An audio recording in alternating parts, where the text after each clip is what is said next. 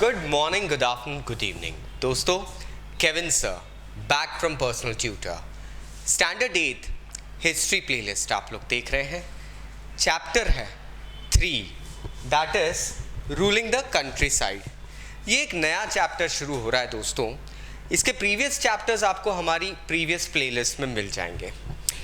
अब सबसे पहले यहाँ पर एक फिगर दिखाना चाहूँगा मैं आपको।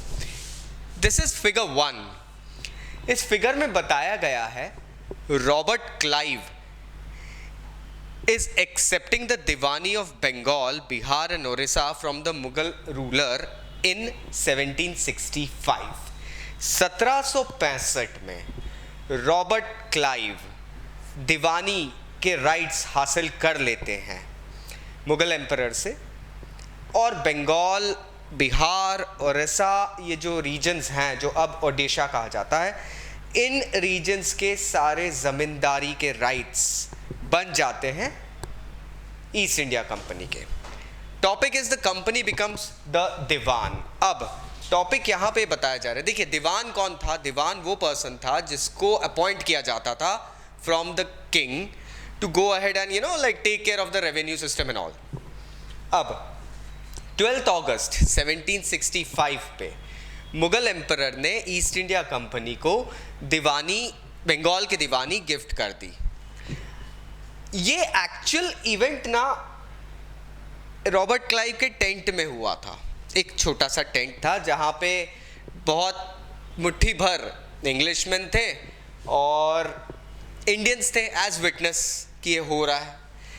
But if you check out the image over here, you will find कि इस इमेज में इतना एक्स्ट्रावेगेंस बताया गया है, बहुत एक्स्ट्रापोलेटिव वे में उसको प्रमोट करा गया है। ये एक बहुत अलग बात हो रही थी। This was something that was beyond imagination. ये क्यों हो रहा था? क्योंकि प्रोबेबली जो आर्टिस्ट था उसको रॉबर्ट क्लाइव ने कमीशन करा था कि एक ऐसी ग्रैंड सेटिंग बनाना, दिखाना, मेरी लाइफ का एक बहुत बड़ा इवेंट है। और तो और ईस्ट इंडिया कंपनी के लिए भी this is a big event, क्योंकि अब east India company suddenly became the financial administrator of the territory. इनके लिए बहुत इजी हो गया था काम। अब ये लोग हर चीज़ के लिए इंग्लैंड से सोना चांदी ला के यहाँ बेच नहीं सकते, क्योंकि इंग्लैंड में बैटल ऑफ पलासे और बैटल ऑफ बक्सर के बाद में काफ़ी कंट्रोवर्सीज उठने लग गई थी दोस्तों।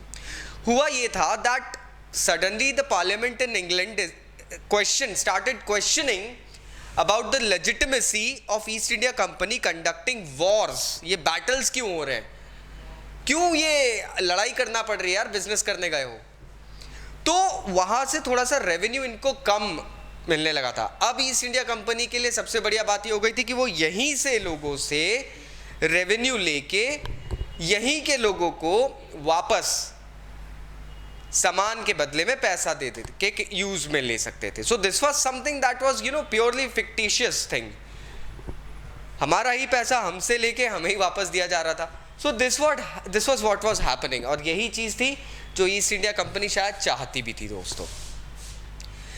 सालों साल तक कंपनी को इंडिया में रह के एक चीज़ समझ में आ गई थी कि अगर इंडिया में एग्जिस्ट करना है तो company will have to go ahead and play its game with some caution. थोड़ा सा हल्के से, थोड़ा सा हर कदम फूक फूक के रखना पड़ेगा। क्यों? क्योंकि ईस्ट इंडिया कंपनी एक आउटर कंपनी थी, एक एलियन नेशन से आई थी। एलियन नेशन मतलब इसका मतलब नहीं मार्स से या वीनस से। एलियन नेशन मतलब एक दूसरे गैर इंडियन नेशन से आई थी। वो जब किसी एरिया को सडनली टेक ओवर कर रही है तो it had to keep in mind certain aspects, जैसे कि जो लोग पहले से वहाँ पे रूल कर रहे हैं उनकी प्रेस्टीज और उनकी अथॉरिटी, उसको डायरेक्टली हैम्पर नहीं करना है।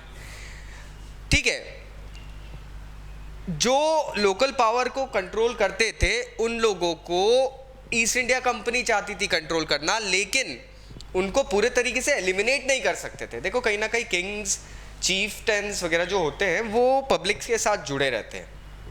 उनको डायरेक्टली हटाना एक तरीके से पब्लिक अनजस्ट हो जाएगी और पब्लिक में आपके खिलाफ एक बगावत का सुर दिखने लगेगा. But still East India Company went ahead and managed to go ahead through this feat of theirs and achieve the forsaken. इस चैप्टर में हम लोग यही पढ़ने वाले हैं कि किस तरीके से ईस्ट इंडिया कंपनी ने क्या क्या पॉलिसीज बनाई थी एडमिनिस्ट्रेशन को और स्ट्रॉन्ग करने के लिए, टेरिटरीज को एनेक्स करने के लिए. I hope you got the crux now. फिर भी अगर कोई डाउट्स है तो नीचे कमेंट बॉक्स से कमेंट करना. मिलते हैं नेक्स्ट वीडियो में. Take care, bye bye.